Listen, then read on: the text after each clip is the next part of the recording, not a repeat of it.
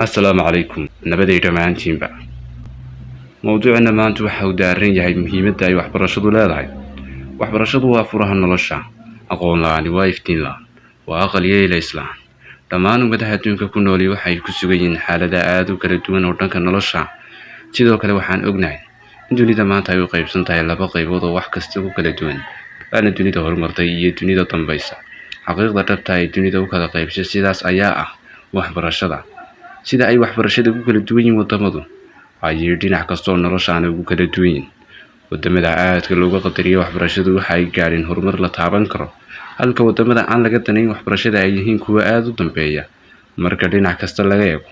Si la mid ah sidaasi waxa aad u kala duwan dadka waxbartay iyo kuwa aan marnaba qiimeyn waxbarashada. Aqoontu waa shayga kaliya ee dadku ku horumari karaan, waxaana lagama maarmaan u tahay nolosha bini'aadamka. Marnaba ma sinna qofka aqoonta leh iyo qofka aan aqoonta lahayn. Waxbarashadu waa aasaaska nolosha, waxayna lagama maarmaan u tahay dhammaan bini'aadamka adduunka ku dul nool. Qofku waxa uu nolol sharaf ah oo farxad ku dheehan tahay heli karaa marka uu barto xirfad uu ku shaqaysan karo. Sidoo kale dal waxa uu horumari karaa kaliya marka ay jiraan dadkii horumarin lahaa. Dadkuna waxba ma qaban karaan haddii aysan jirin aqoontii ay wax ku horumarin lahaayeen.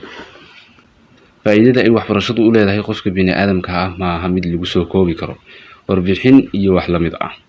Sidoo kale waxaan si fudud u sharixi karnaa si ay dadku u fahmaan qiimaha ay leedahay aqoontu.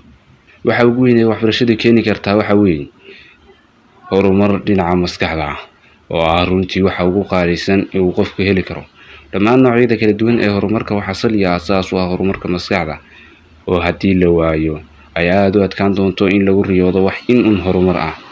Aqoon darrida ama jahliga ayaa ah cadowga ugu weyn ee uu qof yeelan karo inta uu nool yahay. Jahligu waxa uu qofka u diidaa mar kasta in uu ka fikiro wax dantiisa. Sidoo kale aqoon la'aanta waxay dadka dhaxal siisaa in ay garan kari waayaan siyaabaha fudud ee loo noolaan karo.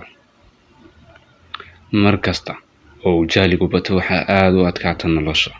Sidoo kale waxyaabaha laga dhaxlo aqoon la'aanta waxa ugu daran in dhammaan dadku ay ku mashquulaan waxaan marnaba dani ugu jirin, sida in lagu xiiqo waxaan la fahamsanayn. Haddii aad u kurgashid dhammaan dalalka gaadhay horumarka la taaban karo, waxa kuu soo baxaya in ay waqti iyo hanti badan geliyeen sidii ay wax u baran lahaayeen. Haddaba waa in aynu ku dadaalnaa ubadkeena, dhalinyarteena iyo qof kasta oo raba inuu wax barto. Waa in la siiyaa fursad ay ku baran karaan cilmiga ay markaasi jecel yihiin ama maadooyinka ay ku fiican yihiin. Waxaa kaloo dhihi karnaa horumarka ugu muhiimsan ee uu qof dhaxli karo waxbarashada ayaa ah xorriyad xagga maskaxda. Qof kasta oo aqoon leh waxa uu samayn karaa fikir uu madax bannaan yahay, halka qofka aan aqoonta haysan ama aqoontiisu liidata uu ku tiirsan yahay marba fikirka ama aragtida dadka kale. Intaasi ayaynu kusoo gabagabayn doonaa mawduuceena maanta.